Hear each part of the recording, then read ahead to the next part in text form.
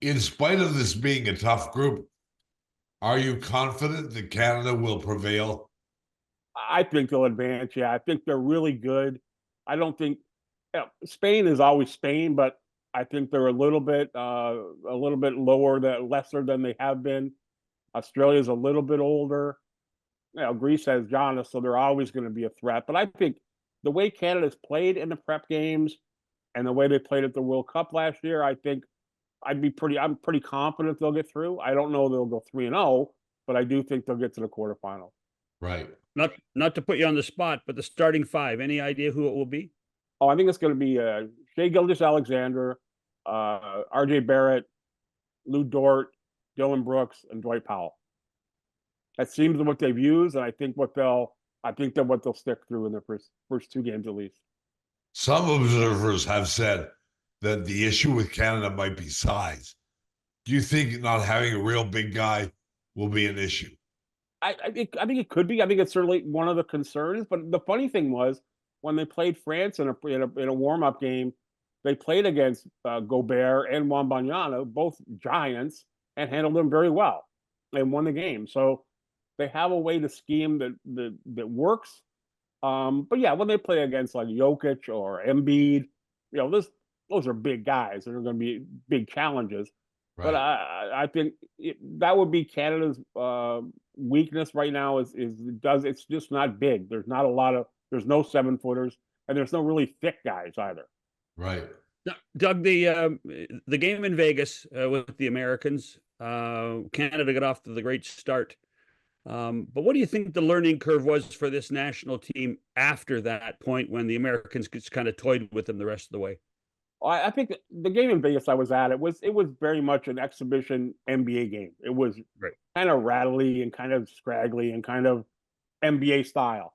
I think what Canada learned important for them was when they got to Europe and got to play against European teams and got to play that FIBA game, a lot of drive and kick, a lot of 3-point shooting, a lot of much more physical. And they played really well. They beat France, they beat Puerto Rico. They looked good doing them both. And I think that was the refresher they needed.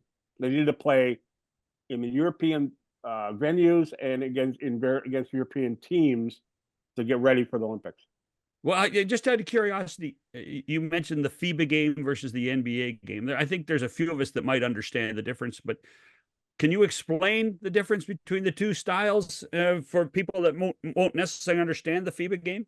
It's a lot. It's very physical. It's a lot of moving in illegal screens, and would be called in the NBA, where guys block as opposed to set screens. It's a lot more predicated, even in the NBA, it's more predicated on 3-point shooting. Even the big men in the NBA, the FIBA game, are comfortable standing out to the 3-point range to shoot. So you really need to be able to guard on the perimeter, and it's just a little bit. It's quicker. It's not. There's no isolation. You're not going to see a lot of guys isolated playing one-on-one basketball in FIBA. It just doesn't. Just not. It doesn't. It's not played. It's not how it works. And I think Canada had to adapt to that quickly when they got to Europe, and I think they did. Shea Gilgeous-Alexander is a guy who's a 30-point a game guy in the NBA. Does he have to be the big scorer for Canada in this tournament? He probably has to be their leading scorer, but I don't think he needs to be their best scorer every game. I think like we saw Dylan Brooks had 39 against the States last year at the World Cup. R.J. Barrett can get points in a hurry. We don't know what Jamal Murray is going to be able to give them offensively in the 3 games of the preliminary round. Gilgeous-Alexander has to be their best player, but I'm not sure he has to be their leading scorer every game. What is Jamal Murray's status? Do you know? Well, he played 7 minutes of one exhibition game and looked a little bit rough, a little bit out of shape, a little slow, a little bit uncomfortable in the system. I'm told that they played Puerto Rico in a controlled scrimmage the other night. He looked much better. And there's concerns about his conditioning, his health. So they're very much load managing him. And they haven't used him very much because they want him for these 3 games. I don't presume we would see him play more than 15 or 17 minutes a game, which is on this team, that's okay, as long as he gives them something when he's out there. Yeah.